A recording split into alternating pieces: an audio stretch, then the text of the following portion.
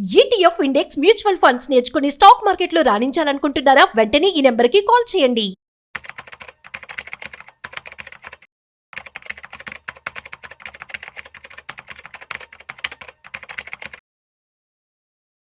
నమస్తే, welcome back to Suman TV. ప్రస్తుతం మనతో పాటు ఉన్నారు certified financial planner Madhavi Reddy గారు. మేడంతో మాట్లాడదాం. నమస్తే మ్యామ్. నమస్తే అండి.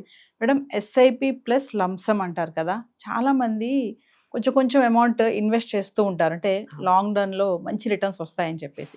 మరి మీ నుంచి చూసుకుంటే చాలా వరకు మీరు క్రోర్స్ లో చెప్తున్నారని చెప్పేసి కొంతమంది భయపడిపోతున్నారు. అంటే రిటైర్మెంట్ ప్లాన్ అనేది చాలా మంది ఏంటంటే రిటైర్మెంట్ తర్వాత ఒక ప్లాన్ అనేది కొంతమంది చేసుకుంటారు, కొంతమంది చేసుకోరు. అప్పటి వరకు ఎందుకు వెయిట్ చేయడం అనేసి ఆలోచిస్తూ ఉంటారు. సో ఒక్కసారి ఈరోజు మనము ఎస్ఐపి ప్లస్ లంసమ్ మంచి రిటైర్మెంట్ ప్లాన్ అంటే ఏం చెప్తారు? సో ఫస్ట్ అసలు రిటైర్మెంట్ ప్లానింగ్కి మనము ఎంత ప్రిపేర్డ్గా ఉండాలి అనేది మీకు ఒక్క ఎగ్జాంపుల్తోనే మనం చెప్పొచ్చండి. ఇప్పుడు మేమందరం కూడా ఫైనాన్షియల్ ప్లానర్స్, మేమందరం కూడా అంటే క్లయింట్స్కి కూడా, మా దగ్గరకు వచ్చే క్లయింట్స్కి కూడా ఇవే చెప్తూ ఉంటాం. సార్ 2 crores ఉండాలి, 5 crores ఉండాలి అని చెప్తూ ఉంటే చాలామంది, మేడం ఏంటి అంతంత ఫిగర్స్, 5 crores చెప్తున్నారు, 10 crores చెప్తున్నారు, ఇంత అవసరమా అంటే డెఫినెట్లీ అండి. ఎందుకంటే ఈ రోజు 1 crore ఉన్న వాల్యూ మీరు 30 years తర్వాత జస్ట్ 16 crores ఉంటుందండి, 16 lakhs.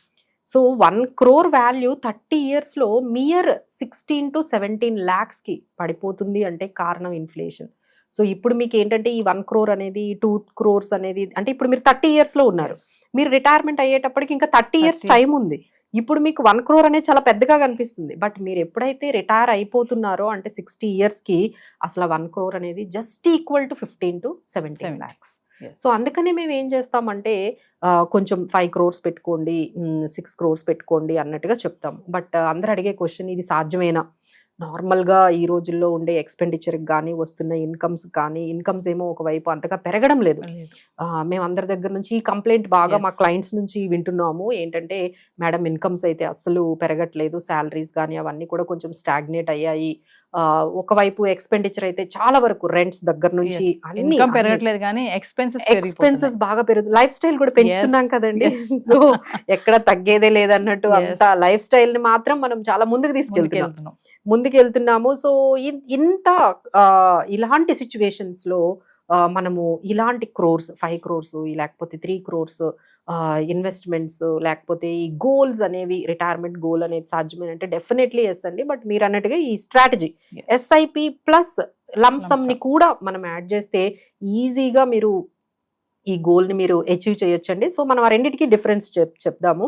సో అందరికీ తెలిసిందే, ఎస్ఐపి అంటే మనం ఎవ్రీ మంత్ ఒక డేట్ పెట్టుకుంటాము, అందులో ఒక 5,000 6,000 ఎస్ఐపి ఎవ్రీ మంత్ చేస్తూ ఉంటాము. ఇలా మనం లాంగ్ టర్మ్ గోల్స్కి వెళ్తూ ఉంటుంది మన అమౌంట్. డిఫరెంట్ స్కీమ్స్లోని వాళ్ళ రిస్క్ టేకింగ్ ఎబిలిటీ బట్టి మేము క్లయింట్స్కి సెలెక్ట్ చేస్తాం. అలా అప్పుడప్పుడు కూడా రివ్యూ కూడా చేస్తూ ఉండాలి. సో ఈ విధంగా మొత్తం మీ జర్నీ అంతా కూడా స్టార్ట్ అవుతుంది.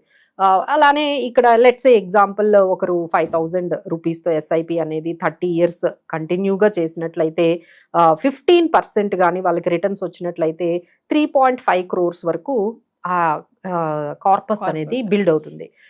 సో ఇప్పుడు ఇది 5 crores చేసుకోవాలి అంటే చిన్నదండి, అంటే చిన్న అడ్జస్ట్మెంట్ చేయాలి. మీ దగ్గర ఎప్పుడైనా మనీ ఉంటే, మార్కెట్స్ కొంచెం తగ్గినట్టు అనిపిస్తే 2.5 lakhs ఆ లంసమ్ అనేది ఒక్కసారి చెయ్యండి. అంటే మీ ఇంట్లో ఏదైనా ఎవరికైనా మనీ వచ్చినా, లేదు ఎక్కడి నుంచి అంటే ఏదైనా మీకు బోనస్ రూపంలో కానీ, ఏదైనా మనీ కానీ ఒక లంసమ్ రూపంలో వస్తే దాన్ని మనం ఏం చేస్తాము, ఇంట్లో టీవీయో ఇమీడియట్ గా అసలు మొత్తం లిస్ట్ అంతా వచ్చేస్తుంది. బయటకు వెళ్ళి కొంచెం గోల్డో లేకపోతే ఏదైనా వెకేషన్ ఇవే ప్లాన్ చేస్తాము.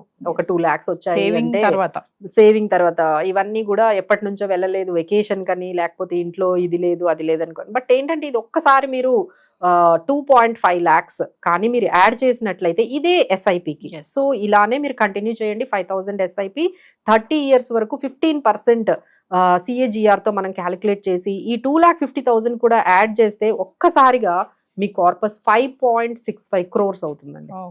సో ఓన్లీ ఎస్ఐపి చేస్తే 3.5 crores అయింది. జస్ట్ మీరు 2.5 lakhs కానీ మీరు ఈ జర్నీలో అంటే ఒక యాడ్ చేసుకుంటే ఒక 2 yearsలో మీరు యాడ్ చేసుకున్నట్లయితే మీకు 5.65 crores అయ్యే అవకాశాలు ఉంటాయండి టోటల్గా ఈ 5,000 ఎస్ఐపి ప్లస్ ఈ లంసమ్ ఇన్వెస్ట్మెంట్. సో ఈ విధంగా ఇలా ప్లాన్ చేసుకుంటే మీకు ఏమి 5 crores అనేది 6 crores అనేది రిటైర్మెంట్ అనేది పెద్ద కష్టంగా అనిపించదు. So you can continue with your other financial goals and other life style ఎక్స్పెన్సెస్ని మీరు మెయింటైన్ చేసుకుంటూ ఈ తక్కువ అమౌంట్తోనే మీరు రిటైర్మెంట్ ప్లానింగ్ని బాగా చేసుకోవచ్చండి. సో అందుకని ఇంకొకసారి చెప్తున్నాము. సో ఇన్ఫ్లేషన్ వల్ల మీకు ఈ క్రోర్స్ అనేవి చాలా ఇప్పుడు మేము మాట్లాడుతుంటే చాలా హాస్యాస్పదంగా లేకపోతే ఎక్కువ ఎగ్జాగరేట్ చేసినట్టుగా మీకు అనిపిస్తుంది కానీ బట్ ఆ క్రోర్ వాల్యూ అనేది ఆఫ్టర్ 30 years జస్ట్ 17 lakhs ఉంటుంది. సో అందుకనే మనం కొంచెం ఇలా ముందుగానే ఇలాంటి చిన్న చిన్న ట్రిక్స్ని స్ట్రాటజీస్ని మనం అప్లై చేస్తే ఒక డిసిప్లైన్డ్గా ఉండాలండి. ఒక స్ట్రాటజీ పెట్టుకోవాలి, డిసిప్లైన్డ్గా మనము కంటిన్యూ చేసుకున్నట్లయితే definitely it is all possible. Madam ఈ ఎస్ఐపిలో మామూలుగా మనం ఫినాన్షియల్ ప్లానింగ్ చేస్తూ ఉంటాము. ఇదే కాకుండా ఇంకా వేరే ఏమన్నా ఉన్నాయా టైప్స్? అంటే వేరే కూడా చేసుకోవచ్చు సిప్పే కాకుండా? అంటే సిప్పే కాకుండా మీరు రకరకాలుగా మనకి ఉంటాయండి. అంటే ఎస్టిపి ఉంటుంది, ఎస్డబ్ల్యూపి ఉంటుంది, తర్వాత మనకి ఈ లంసమ్స్ మనకి ఉంటాయి. సో ఇలా రకరకాలుగా ఇన్వెస్ట్మెంట్స్ మనకి మ్యూచువల్ ఫండ్స్లో మనము వెళ్ళాలి అనుకుంటే ఎస్టిపి అనే ఆప్షన్ బాగుంటుందండి. అంటే సిస్టమాటిక్ ట్రాన్స్ఫర్ ప్లాన్ అంటారు. అంటే ఇప్పుడు మీరు ఒక్కసారిగా ఒక 5 lakhs తెచ్చారు, ఇప్పుడు మార్కెట్లో పెట్టాలంటే భయపడుతున్నారు. సో వాళ్ళు ఏం చేయొచ్చు అంటే ఈ 5 lakhsని ఒక డెట్ ఫండ్లో పెట్టేసి ఎవ్రీ మంత్ ఆ డెట్ ఫండ్ నుంచి మీరు ఈక్విటీ ఫండ్కి ఒక 20,000 మీరు ట్రాన్స్ఫర్ చేసుకోవచ్చు. ఓకే.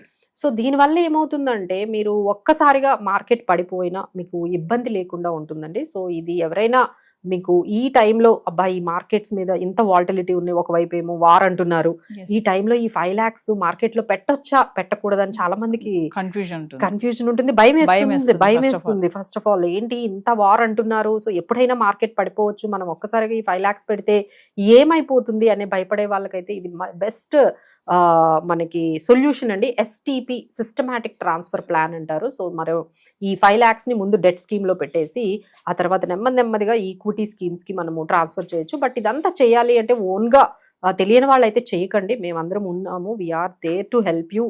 ఫైనాన్షియల్ ప్లానర్స్ దగ్గరికి వెళ్ళండి.